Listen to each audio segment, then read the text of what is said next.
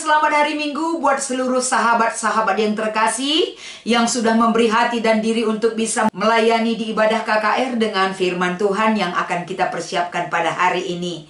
Saudaraku, mari kita meminta kekuatan dan pertolongan atas kebaikan Tuhan yang mengizinkan dan melayakkan kita untuk memahami dan menyampaikan firman ini. Kita bersatu di dalam doa. Kami bersyukur dan berterima kasih atas segala kebaikan Tuhan. Izinkan mulut kami berkata-kata dan berkuasalah Engkau Tuhan, agar senantiasa curahan roh-Mu berkuasa dalam diri kami, sehingga firman ini berkuasa juga bagi setiap orang yang menerima dan melakukannya. Di dalam nama Yesus kami mengucap syukur dan berdoa. Haleluya, amin. Mari kita membaca firman Tuhan yang menjadi renungan kita di hari Minggu ini. Dari kitab Lukas pasal 8 ayat 26 sampai dengan ayat 39. Saya akan membacakan firman ini kepada kita sekalian. Mari kita sama-sama mengikutinya dan mendengarkannya. Lalu mendaratlah Yesus dan murid-muridnya di tanah orang Gerasa, terletak di seberang Galilea. Setelah Yesus naik ke darat, datanglah seorang laki-laki dari kota itu menemui dia. Orang itu dirasuki oleh setan-setan dan sudah lama ia tidak berpakaian dan tidak tinggal dalam rumah tetapi dalam pekuburan. Ketika ia melihat Yesus, ia berteriak lalu tersungkur di hadapannya dan berkata dengan suara keras, "Apa urusanmu dengan aku, hai Yesus, Anak Allah yang Maha Tinggi? Aku memohon kepadamu supaya engkau jangan menyiksa aku." Ia berkata demikian sebab Yesus memerintahkan roh jahat itu keluar dari orang itu. Karena sering roh itu menyeret-nyeret dia, maka untuk menjaganya, ia dirantai dan dibelenggu. Tetapi ia memutuskan segala pengikat itu dan ia dihalau oleh setan itu ke tempat-tempat yang sunyi. Dan Yesus bertanya kepadanya, "Siapakah namamu?" Jawabnya, "Legion." Karena ia kerasukan banyak setan. Lalu setan-setan itu memohon kepada Yesus supaya ia jangan memerintahkan mereka masuk ke dalam jurang maut. Adalah di sana sejumlah besar babi sedang mencari makan di lereng-lereng gunung. Lalu setan-setan itu meminta kepada Yesus supaya ia memperkenankan mereka memasuki babi-babi itu. Yesus mengabulkan permintaan mereka. Lalu keluarlah setan-setan itu dari orang itu dan memasuki babi-babi itu. Kawanan babi itu terjun dari tepi jurang ke dalam danau lalu mati lemas. Setelah penjaga-penjaga babi itu melihat apa yang telah terjadi, mereka lari lalu menceritakan hal itu di kota dan di kampung-kampung sekitarnya. Dan keluarlah orang-orang untuk melihat apa yang telah terjadi. Mereka datang kepada Yesus dan mereka menjumpai orang-orang yang telah ditinggalkan setan-setan itu duduk di kaki Yesus. Ia telah berpakaian dan sudah waras, maka takutlah mereka. Orang-orang yang telah melihat sendiri hal itu memberitahukan kepada mereka bagaimana orang yang dirasuk setan itu telah diselamatkan. Lalu seluruh penduduk daerah Gerasa meminta kepada Yesus supaya ia meninggalkan mereka sebab mereka sangat ketakutan. Maka naiklah ia ke dalam perahu lalu berlayar kembali. Dan orang yang telah ditinggalkan setan-setan itu meminta supaya ia diperkenankan menyertainya. Tetapi Yesus menyuruh dia pergi, katanya, "Pulanglah ke rumahmu dan ceritakanlah segala sesuatu yang telah diperbuat Allah atasmu." Orang itu pun pergi mengelilingi seluruh kota dan memberitahukan segala apa yang telah diperbuat Yesus atas dirinya. Demikian pembacaan firman Tuhan yang menjadi renungan kita di hari Minggu ini dengan tema kuasa gelap versus kuasa Yesus. Shalom dan selamat hari Minggu buat seluruh jemaat yang terkasih, terkhusus para pelayan KKR yang sudah mempersiapkan diri untuk dapat menyampaikan firman Tuhan buat adik-adik kita yang sudah menanti kehadiran kita. Pada hari Minggu ini, kalau kita melihat bagaimana manusia yang ada dalam ketakutan, Pasti dengan berbagai-bagai cara sikap manusia mengekspresikan ketakutan itu. Tapi ketakutan itu, saudaraku, perlu kita garis bawahi seperti apa yang disampaikan oleh perikop ini. Dia kapanpun dan dimanapun selalu ada dalam ketakutan. Dia tidak tenang, dia merasa gelisah, dia tidak merasa damai dan tentram hidupnya. Itu adalah gambaran orang yang dikuasai oleh iblis secara umum. Tapi sebelum itu, kita melihat bagaimana banyak sekali di dunia ini cara iblis mengelabui setiap orang yang lemah. Orang yang dia perdaya adalah orang yang tidak percaya kepada Tuhan. Orang yang diperbudak iblis adalah orang yang tidak memiliki pendirian iman di hadapan Tuhan. Dan orang yang diperdaya iblis itu adalah orang yang memang pikirannya selalu kosong, bayangannya selalu hal-hal yang membuat dirinya nikmat dan senang dan lain sebagainya. Itu hanya contoh kecil yang dipakai oleh iblis untuk diperbudak, untuk menyampaikan keinginan iblis dalam kehidupan manusia. Oleh karena itu, satu hal yang perlu kita sampaikan kepada adik-adik kita di hari Minggu ini adalah jangan kasih kesempatan bagi iblis untuk bisa mengambil kebahagiaan kita. Jangan kasih kesempatan kepada iblis untuk merampas masa depan kita. Jangan kasih kesempatan kepada iblis untuk merongrong kebahagiaan kita hidup.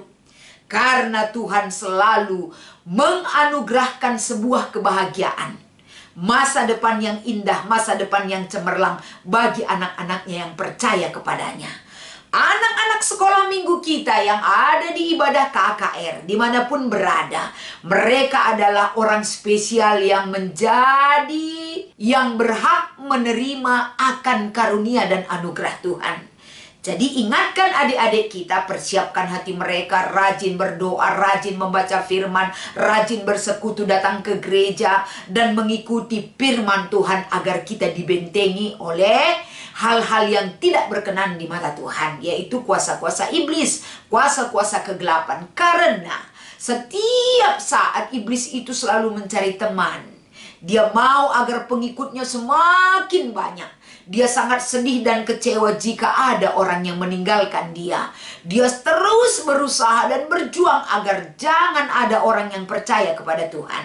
Oleh karena itu, adik-adik kita di KKR, mampukan mereka untuk memiliki iman yang teguh kepada Tuhan. Salah satunya kita lihat yang menjadi pengingat, yang menegur, yang mengajar, yaitu bagaimana ketika Yesus mengusir roh jahat dari orang Gerasa. Yang disampaikan melalui firman Tuhan ini adalah ketika Yesus dan murid-muridnya sampai di seberang Galilea. Dia bertemu dengan orang yang kerasukan setan. Bagaimana ciri-ciri yang diperlihatkan oleh yang kerasukan setan adalah bagaimana setan itu menguasai dia sehingga dia tidak malu, tidak berpakaian, dan hidupnya selalu terpuruk dan tinggal di tempat-tempat sunyi, dan dia tidak ada dalam keramaian dan kerumunan orang banyak, di tempat-tempat yang serem, di tempat-tempat yang memang tidak memiliki harapan kehidupan apa-apa, dunia kegelapan yang menguasai hidupnya. Tapi yang uniknya kita lihat di sini adalah orang yang kemasukan setan tersebut, dia meminta kepada Tuhan, jangan. Kalau kita baca di ayat 28, aku meminta kepadamu agar aku jangan disiksa. Hai anak Allah yang maha tinggi, luar biasa. Dan orang yang kemasukan setan tersebut menjawab, legion. Artinya pertanyaan Yesus kepada orang yang kemasukan setan tersebut menyatakan bahwa Yesus mau mengintimidasi, mau mengeluarkan setan tersebut dan mau membebaskan orang yang kemasukan setan yang ada di Gerasa ini. Cara Yesus untuk mengeluarkan setan itu adalah dengan membentak, menghardik. Bahkan itu Yesus tidak mau tahu. Yesus mau membebaskan dia daripada ikatan-ikatan setan-setan yang begitu banyak menunggangi kehidupannya. Boleh kita bayangkan, saudaraku yang terkasih, satu setan aja yang memperbudak kita, mungkin hidup kita akan kacau. kita tidak akan tenang. Apalagi begitu banyak setan-setan yang mengintimidasi orang yang diperdaya tersebut. Kita bisa bayangkan juga bagaimana tersiksanya orang yang diperbudak oleh setan. Jadi buat adik-adik kita KKR, kita giring mereka, apakah mereka mau hidup bahagia? Kalau mereka katakan, ya kami mau hidup bahagia, jangan berikan diri kita untuk diperbudak oleh setan. Berikan kebahagiaan, berikan diri kita diajar, berikan diri kita dituntun. Selalu percaya kepada Tuhan dan tidak boleh meninggalkan Tuhan di dalam hidup kita. Ini adalah hal yang menggiring mereka agar mereka paham dan tahu membedakan mana kuasa gelap dan mana kuasa Yesus. Melalui perikop ini jelas sekali terlihat bagaimana orang yang dimasuki oleh setan, tapi ketika dia sudah dibebaskan dari ikatan setan tersebut, dia pergi untuk mengabarkan kabar baik bagi orang lain. Bagaimana orang-orang yang ada di sekitar Galilea tersebut juga menyatakan kemahakuasaan Allah yang sudah terjadi ketika setan-setan itu dilempar ke babi, sehingga babi tersebut mati lemas akibat daripada siksaan dan kuasa roh gelap itu yang menguasai kehidupan babi. Jadi kita bisa melihat orang yang hidup bersama Kristus akan memperoleh kehidupan. Dan orang yang tetap terikat oleh kuasa gelap akan memperoleh maut. Jadi melalui firman Tuhan ini, Tuhan memberikan kebebasan kepada kita. Kalau kita pilih maut, berikan diri kita diajar oleh iblis. Tapi kalau kita pilih keselamatan dan hidup kekal, beri diri kita untuk dikuasai oleh Yesus Kristus sebagai anak Allah. Anak Allah yang sudah diutus ke dunia ini untuk membebaskan kita. Jadi di hari Minggu ini kalau kita bandingkan juga dengan bacaan remaja 2 Timotius 1 ayat 37, bagaimana kebaikan Tuhan itu kita terima. Roh Allah jadi penolong bagi kita. Roh Allah itu yang memenangkan kita agar kita tidak takut, agar kita tidak kecut, tapi kemenangan itu ada pada Roh Allah yang Dia berikan kepada kita. Artinya ini, di hari Minggu ini, bagaimana kita melihat kekuatan kuasa gelap, kehebatan dan kekuasaan Yesus Kristus sebagai anak Allah. Siapa yang menang? Pasti anak Allah. Jadi siapa saja yang mau hidupnya menang, terimalah Allah itu sepanjang kehidupan kita. Dan tolaklah kuasa kegelapan itu yang kapan saja dan dimanapun kita, dia berusaha untuk membawa kita ke dalam kehidupan gelap yang dia miliki. Anak-anak Tuhan adalah anak-anak terang. Anak-anak Tuhan adalah anak-anak keselamatan. Anak-anak Tuhan adalah anak-anak pewaris kerajaan Allah. Jadi jauhkan dirimu dari segala perbuatan-perbuatan kegelapan yang keji, yang tidak mengenal Tuhan, yang selalu berbuat semena-mena dan yang tidak menyenangkan hati Tuhan. Perbuatan dan tingkah laku yang dia tunjukkan. Bagaimana perbuatan kuasa gelap zaman modern ini? Banyak sekali.